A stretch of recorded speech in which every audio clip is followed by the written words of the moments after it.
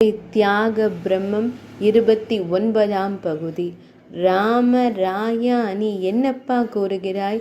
என் சுவாமி, என் பிராணநாதனான என் ராமனா அவஸ்தைப்பட வேண்டும்? ஏன் ஏன் அப்பா, இப்படி ஒரு எண்ணம் உனக்கு ஏனப்பா வந்தது? பதற்றத்தோடு வினவினார் ஸ்ரீ தியாக பிரம்மம். மிகவும் யதார்த்தமாக அவருக்கு பதில் கூறினார் ராமராயன். சுவாமி, தாம் அடியேனை தவறாக எண்ண வேண்டாம். தாம் தமது சுவாமியை குறித்தே சதா எண்ணிக்கொண்டிருக்கிறீர்கள். அதனால் தம் இல்லத்தரசி நிலையை தாம் அறிந்திருக்கவில்லை. அவர் கடந்த ஒரு வார காலமாக கடும் வயிற்று வலியால் அவஸ்தைப்பட்டு கொண்டிருக்கிறார். அத்தனை வலியையும் சகித்து கொண்டு அனைத்து வேளைகளிலும் தனக்கு ஆகாரம் தயார் செய்கின்ற மாமியை குறித்து அந்த ராமனும் எண்ணவில்லையே. அதுதான் மிகவும் ஆதங்கமாக உள்ளது. அதனால் நன்றாக காட்டில் அலைந்து திரிந்து அவன் அவஸ்தைப்பட வேண்டும் என்று அவனை அப்படியே விட்டுவிட்டேன். எப்பொழுது தமது இல்லத்தரசியின் வலியை அவன் போக்குகிறானோ அப்பொழுதுதான் நானும் அவன் மன வலியை குறைக்கும் விதமாய் அவன் ஜடாயுவை சந்திக்குமாறு செய்வேன்.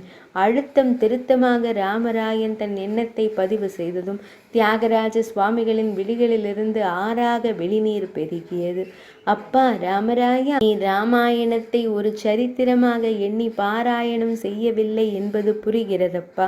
அவன் சத்தியமாக இருக்கிறான் என்று உனக்குத்தான் எவ்வளவு விசுவாசம் இருக்கிறது. அதனால் அல்லவா நீ அவனிடம் இவ்வளவு உரிமை எடுத்து கொண்டிருக்கிறாய் என்று கூறி அதனை மீண்டும் மீண்டும் கூறி கூறி உருகினார் ஸ்ரீ தியாக பிரம்மம். பின்னர் அவர் தமது பத்னியின் வேதனையை தீர்க்கும்படி பிரார்த்தித்து கொண்டு சுவாமிகளான தியாக பிரம்மம் ராமபிரானுக்கு பூஜை செய்து பூஜை பிரசாதமாக தீர்த்தத்தை கமலா அம்மையாருக்கு அளித்ததும் ஒரு வார காலமாக அவரை வாட்டி எடுத்த அவரின் வயிற்று வலி மாயமாக மறைந்தது. உதரத்தில் அவருக்கு ஏற்பட்ட வலியானது ராமபிரானின் திருவுருளால் மாயமாய் மறைந்து போனது. அத்துடன் நிறுத்தவில்லை ஸ்ரீ தியாக பிரம்மம்.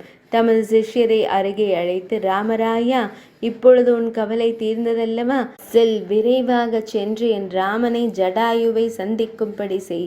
என் சீத்தம்மா எங்கிருக்கிறாள் என்ற தகவலை அவன் இனியாவது அறிந்து கொள்ளட்டும். அவள் உயிருடன் இருக்கிறாள் என்று தெரிந்தாலே அவனுக்கு சற்று ஆசுவாசமாக இருக்கும் என்று கூறி ராமராயனை உடனே ஸ்ரீ ராமாயண பாராயணம் செய்யும்படி அனுப்பி வைத்தார்.